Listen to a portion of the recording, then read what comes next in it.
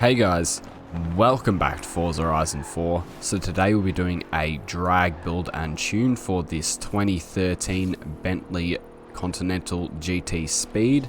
So if you enjoyed the video or find it helpful, don't forget to like and subscribe.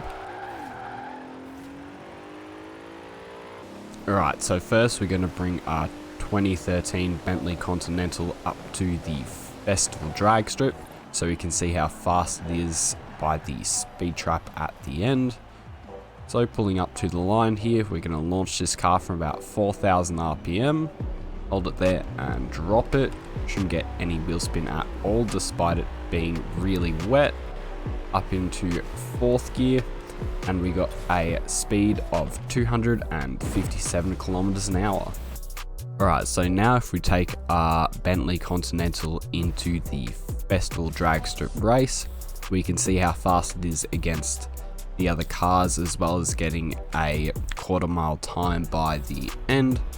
So we'll see if it can out-launch everyone here, and yes we have, into third gear and fourth. Everyone is miles behind us. We won that super easily and we got a time of 8.9 seconds.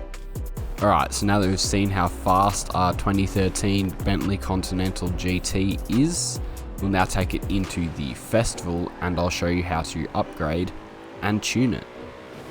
Alright, so we want to bring a stock 2013 Bentley Continental into the custom upgrade menu here. So first we'll come down to the aero and appearance down here, and if we come over to the hood option at the end, we can put on this Bentley optioned hood to save 4 kilos. So out of aero and appearance, we're now going to come into tires and rims. Here we'll be putting on the drag tire compound, as well as making the front and rear tires as wide as possible. Then switching out the rims for something more lightweight like these.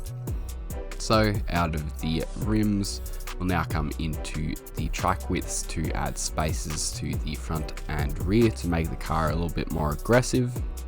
So out of tires and rims, now into drivetrain. So here we're maxing everything out with a race clutch, race transmission, race driveline and the race diff.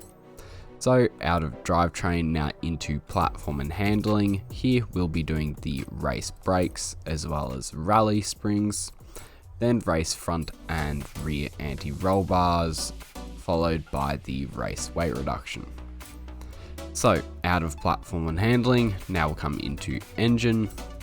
So in here we're putting in the race intake, race fuel system, race ignition, race exhaust, race cams and valves, race engine block, race pistons and compression, race twin turbos, race intercooler.